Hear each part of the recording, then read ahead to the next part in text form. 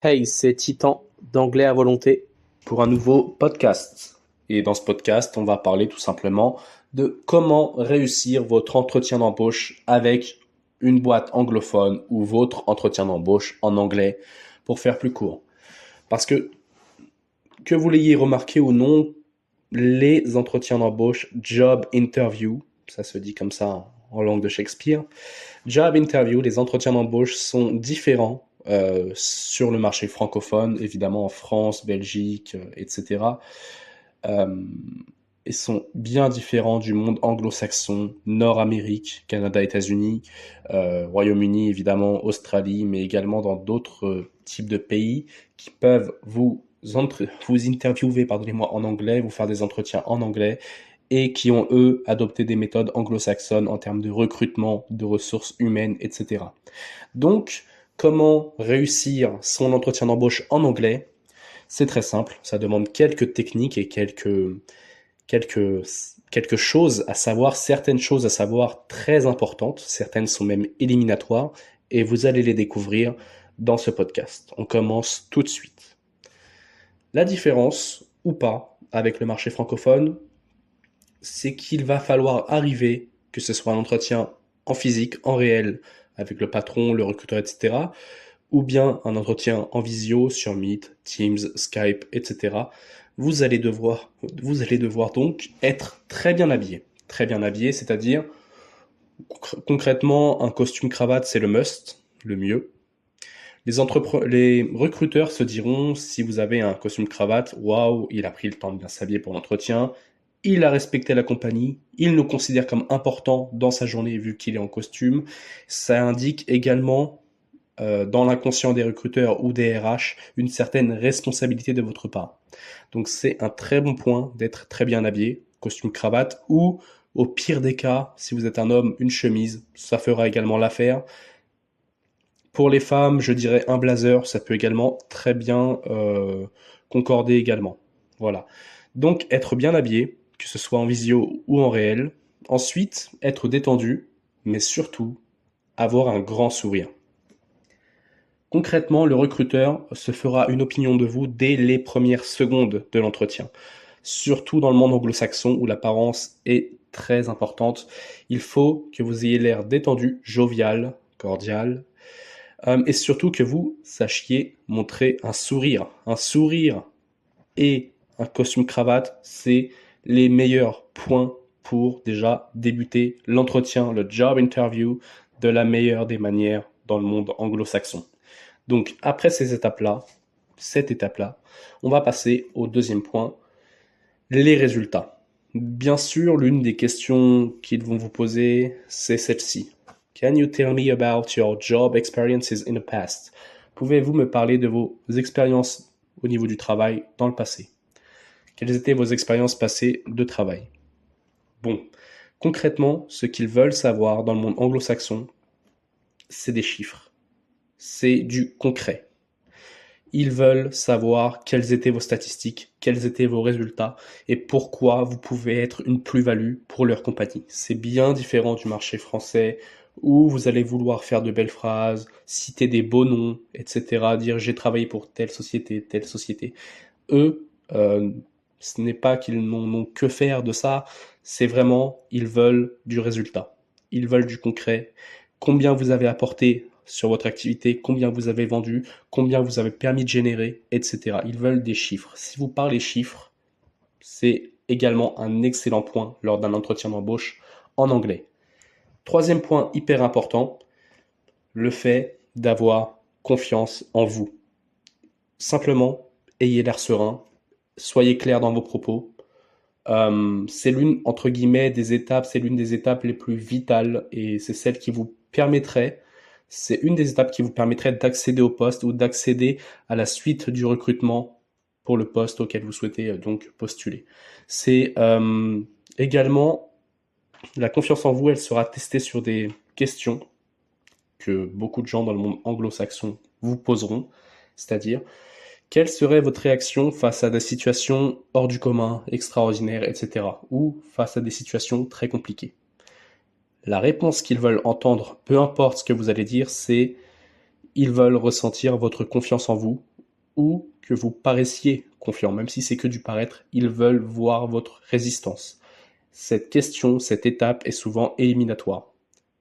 Si vous ne paraissez pas confiant en vous, mais compétent, il y a de grandes chances que vous ne soyez pas pris.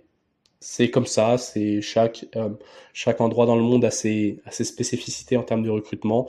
Dans le monde anglo-saxon, il faut paraître très confiant. Si je résume les étapes pour l'instant, si vous êtes bien habillé, souriant, jovial, détendu, que vous parlez résultats, que vous avez des statistiques avec vous ou que vous avez des résultats de vos expériences passées, que vous avez confiance en vous, que vous avez l'air serein, eh ben, c'est tout simplement les meilleures choses, en fait, concrètement, pour réussir son entretien d'embauche dans le monde anglo-saxon, entretien d'embauche en anglais. Et là, le Graal, et c'est vraiment ce qui fait la différence avec le monde francophone, c'est que pour réussir votre entretien d'embauche, en fait, l'entretien, quand il se finit, pour le monde francophone, l'entretien est fini. C'est tout. Dans le monde anglo-saxon, il est très, très, très, très recommandé d'écrire un mail dans les 12 à 24 heures après l'entretien pour remercier le recruteur, la ressource humaine, la personne, l'interlocuteur que vous avez eu, d'avoir pris le temps de vous écouter et encore plus assumer l'envie de vouloir travailler pour cette société. Les remercier donc du temps pris lors de l'entretien, encore ajouter en une ou deux phrases votre envie de travailler pour la compagnie. Concrètement, ça, dans le monde nord-américain, anglo-saxon en général, c'est ce petit détail, le mail après l'entretien, qui fait toute la différence. Là où en France, bon, il est encore rare aujourd'hui d'écrire un mail post-entretien. Concrètement, c'est euh, très bien vu. C'est une manière, on va dire, cordiale de clore un entretien en écrivant un mail et de saluer en fait le temps, le respect qu'ils ont eu à vous écouter, mais également de réindiquer, de réannoncer votre envie à nouveau, encore plus, de travailler pour cette compagnie. Un petit bonus, je vais vous rajouter un petit point bonus. Sachez que si dans le monde francophone des entretiens d'embauche il est assez rare ou alors on en parle brièvement lors d'une question en fin d'entretien, des prétentions salariales, sachez que dans le monde anglo-saxon il n'y a pas du tout de crainte dessus, c'est-à-dire que c'est une question vraiment basique qui se pose généralement dès le début de l'entretien. Quel serait votre salaire désiré? What will be your desired salary? Par exemple, c'est le type de question que des Anglais, des Américains, des Canadiens et autres pourraient vous poser. N'ayez aucune crainte de dire un chiffre haut. Globalement, si vous êtes une plus-value, si vous êtes la compétence que la société recherche, la société n'a pas peur de mettre le prix pour vous avoir. Donc n'ayez pas crainte, il n'y a pas de tabou en fait dans le monde anglo-saxon du recrutement sur l'argent, sur le salaire en général. Donc si cette question vous est posée directement ou si on vous la demande, répondez vraiment avec ce que vous pensez réellement, vos envies, vos prétentions, vos réelles prétentions salariales. Si votre profil plaît, ils trouveront toujours un moyen de vous avoir. Là où dans le monde francophone, on essaie un peu d'esquiver la question, etc. C'est une autre culture, pardonnez-moi, un autre tabou, etc. Donc ça, c'était un point bonus.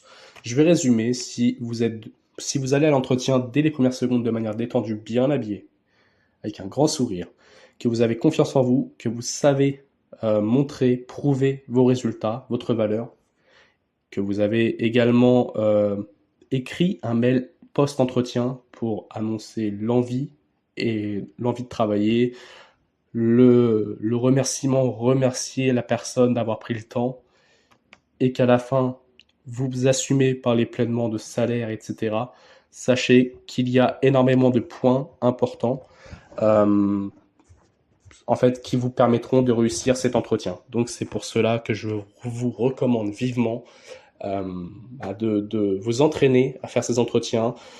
C'est un monde totalement différent du monde francophone, dans le business, dans l'entrepreneuriat, dans le salariat également. Donc c'est tout à fait normal d'avoir des questions qui pourraient vous mettre mal à l'aise dans le monde francophone et qui sont tout à fait normales dans le monde anglo-saxon.